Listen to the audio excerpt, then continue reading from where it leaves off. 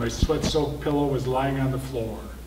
7 hours used to be enough sleep for me, but ever since the incident, it hasn't felt sufficient. Even before I moved, I knew my back and knee would be sore. I carefully peeled away my sweatshirt and pants, reached down to get my black oak cane off the floor, and finally pushed myself up off the bed. In the process of standing, it felt like a knife had been stuck into my spine, and a piece of coarse sandpaper was dragging across my knee joint. The knee itself looked as if a 1-inch notch had been chiseled out of the bone, and a foot-long zipper had been tattooed down the side. I grabbed the brace off the nightstand and secured it tightly behind my knee. As I limped toward the bathroom, a scratching noise outside the bedroom door caught my attention. Max, my 4-year-old wire fox terrier, stood with his head cocked, holding his leash in his mouth. I let him in and patted the top of his head. "Sorry, buddy." It took my breath away just to bend over. "I'll let you outside as soon as I'm done in the bathroom." With hands braced against the sink, my reflection in the medicine cabinet mirror stared back at me. My hair was thin and scraggly, the skin around my eyes had a greenish tint, and the whites of my eyes were bloodshot red. Who was that stranger in the mirror? He looked like a monster straight out of a bad movie, The Night of the Zombies, starring Anthony Howard Crowe. 7 months had passed since my surgery, and my life brought to mind the old John Lennon song, "Whatever Gets You Through the Night." Painkillers were not only a necessity, but also a way of life. I had spent 4 years in the United States Army, 9 years as a police officer at the 5th Precinct of Minneapolis, and I've gone through an excruciating divorce, but I've never experienced anything as difficult as this pain and addiction. I was both mentally and physically dependent on pills. A normal day revolved around each opportunity to take another one or an alcoholic drink, and sometimes both. Like all addicts, I believed I could stop at any time, never realizing how serious my addiction had become until I tried to quit several times. Finally, through some deep reserve of strength, or maybe desperation, I resolved to take a break from the painkillers and tough it out like the soldier and cop I had been. For 22 days I stayed drug-free, although occasionally I still enjoyed a drink, and that got me over the worst part of rehab. I'm still in a lot of pain, but slowly beginning to feel better. It was 7 months earlier on a cold and snowy late December evening when my partner, Officer Jeff Lee, and I answered a call for a domestic dispute on Edmond Boulevard in South Minneapolis. A complaint had been phoned in about a disturbance and fighting between the caller's neighbors, Renee and Manny Garza. The caller told the dispatcher it sounded as if an argument had turned violent. The neighborhood was filled with high-end houses that looked out over the Mississippi River, but the shabby condition of this house was not the norm for the neighborhood. The yards in front of the houses were on a steep incline, so I drove down the alley and parked our squad car in the back of the house near the garage. An old cedar privacy fence enclosed the terrace, and it was severely rotted and about to fall over. A relentless north wind was blowing, and the snow from the day-long storm was already knee-high, but it still couldn't hide the rusted automobile parts and old appliances scattered across the yard. As we navigated our way through the banks of snow to the back of the house, Jeff shook his head with repulsion. "It's the middle of winter," he said. "Everything's frozen, but this place still smells. How is that even possible?" I removed my gloves and earmuffs, placed my ear to the door and listened. Dead silence, but my instincts knew better. I knocked loudly on the door. "Who's there?" a man yelled from inside the house. I inched toward the right side of the door frame. Jeff moved to the left. "Please, open the door." I rested my hand on my pistol. "Go away. Everything is fine in here." "Afraid we can't do that, sir. Did that asshole Jim Starkey call you again?" "I couldn't tell you even if I knew. Now, please let us in." With domestic disputes, you never know what might happen. An argument could escalate and become too loud, but if alcohol or drugs were involved, the outcome was unpredictable. I was about to knock again when I heard the sound of the door being unlocked. A middle-aged man, looking like he needed a bath, opened the door but blocked the entryway. He wore a sleeveless, grungy t-shirt, worn-out blue jeans, and neither shoes nor socks.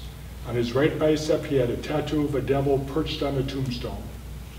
The man's upper lip was wet with perspiration, and he ran his hand through his thin black hair. From where I stood, I could smell alcohol. I kept my hand on my pistol. "Are you Manny Garza?" I asked. I moved in front of the partially open door. Jeff moved behind me. He put his hands up. "Don't shoot me, bro." He smiled, but he appeared to be nervous.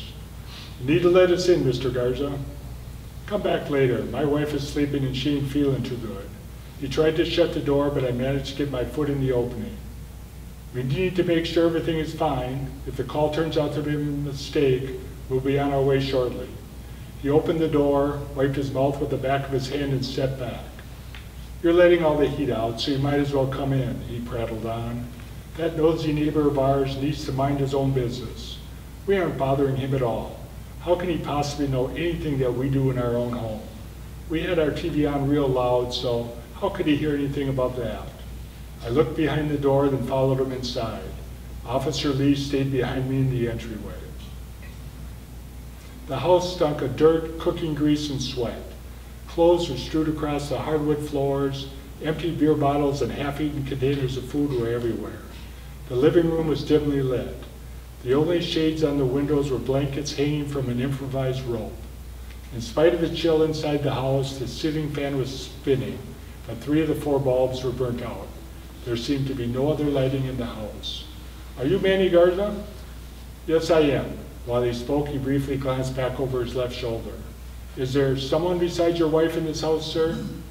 Jeff stepped in the direction where Garza had looked. "Just my wife," he admitted and swallowed. "Man, I need to ask you a favor." "What's that, Mr. Garza?" I asked. He moved backwards as he spoke. "Renee, that's my wife, see, well, we had a fight earlier, but everything is cool now, so could you come back later? She had too much to drink and I think she just needs to sleep it off." Officer Lee moved to the far end of the living room and looked down the hallway. "Is your wife in one of the rooms back there?" he pointed. Garza didn't answer. "We'll need to see her before we can leave." "Renee, come out here. They want to talk to you." "Please go. I'm okay," an unseen woman yelled back. Her voice was muffled. "That's good to hear, ma'am," I called out, "but we're still going to need to speak with you in person." Manny Garza slowly inched toward the front door and Jeff followed. "Sir, I'm going to have to ask you to stand over there." He pointed next to the buffet. I heard the bedroom door open and Renee Garza walked out. She was wearing a red robe, her head was down, and she was shielding her face with her right hand. "Ma'am, please look at me," I said. She did so slowly, lifting her head. Her right eye was swollen shut and her nose was bent to the side. There was dried blood on her mouth and chin. "Watch out, he has a gun!" She pointed at her husband and screamed. What happened during the next 60 seconds has continued to haunt my dreams ever since. Garza pulled out a .38 Special that had been tucked inside the back of his pants. He shot 2 rounds into Jeff Lee's face and turned the pistol at his wife and shot her in the stomach.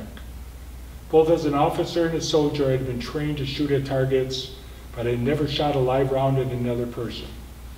I hesitated, and I paid for it. Before I was able to draw my pistol from its holster, Garza fired a round into my right side directly below my rib cage. The force of the bullet was tremendous, and I fell backwards, landing hard on the floor. I've heard that when you're dying and about to cross over, an old friend or relative will visit and welcome you to the other side. If that's true, then I should have known I wasn't going anywhere. I lay on my back, suddenly aware of the rotating fan and the flaking paint on the ceiling. As it turned out, getting knocked down probably saved my life. Garza fired another bullet that narrowly missed my prostrate body. I kicked my legs up for protection and took his last round in my right knee. My memory of what took place after that is not clear.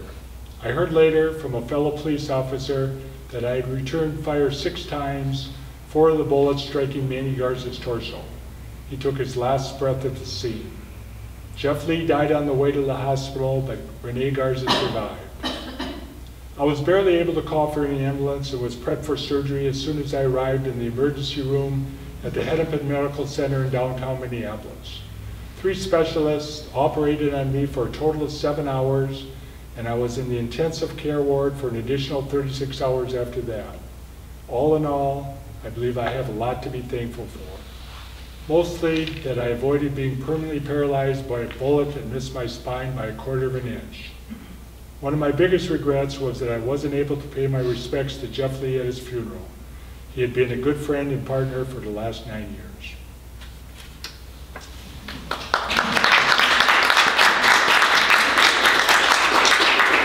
Thank you. Any questions?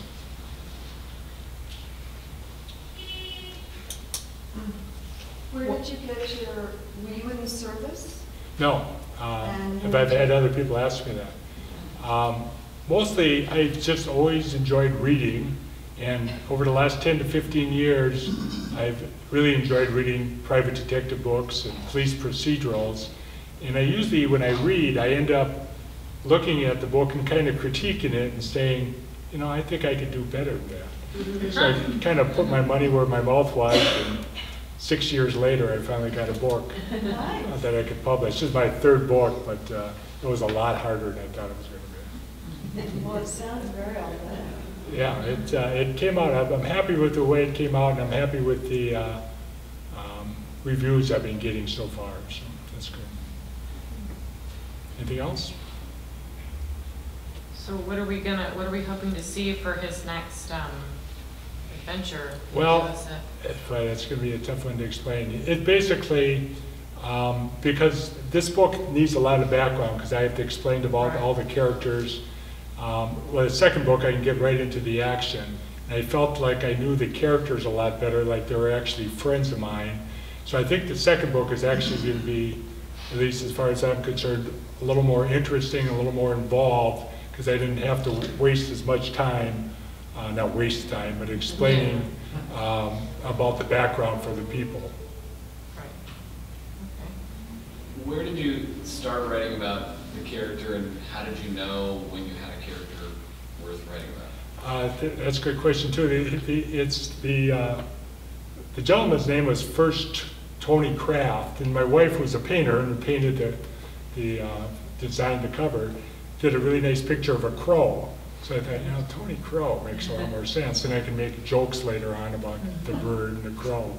But mostly it's all just trial and error. I don't really consider myself a good writer. I consider myself a good rewriter. I've got to see something and then look at it and say, okay, that's no good, throw that away, but this is not bad. And I literally rewrite 10 times. That's the same thing that's going on with the second book now, is it's just a really slow process. And when I'm done, I have no idea if it's good, because I've read it so many times. I'm so sick of the book, you know. So it's nice to hear people say, you know, that was actually good. I go, really? Because in your mind, you got this little movie that you think the book is going to be, but it doesn't end up to be that way. That's what happened with my first book. I thought this thing was going to be, you know, Oscar Award winner movie. Then I let somebody else read it, and they looked at me and go, I said, who's the fourth grader that broke into my computer and changed my writing? Because that wasn't at all like what I thought I was writing. But, so you learn from that, and you just got to keep doing it and doing it. It's just a lot of hard work, but it's fun. When it's all done and to hear people comment that they liked it, it's very rewarding. So Howard, what other authors do you like, and what authors have inspired you to write? Well, James Lee Burke I love, Michael Connelly, Robert Crais, those are all private detective books that I write. Lee Childs, Jack Reacher is a great character. But I read everything, you know. It's just that I've kind of, over the last years when I kind of decided to write this book, I've kind of liked to read other people's books now, because I can kind of see how they're putting their story together. When I read something now, I go, okay, this is where this is going. I know what you're going to do there. And it's kind of fun to do it that way. But I like all books. My wife loves kids' books, and I love kids' books. And, so I read it, just about everything.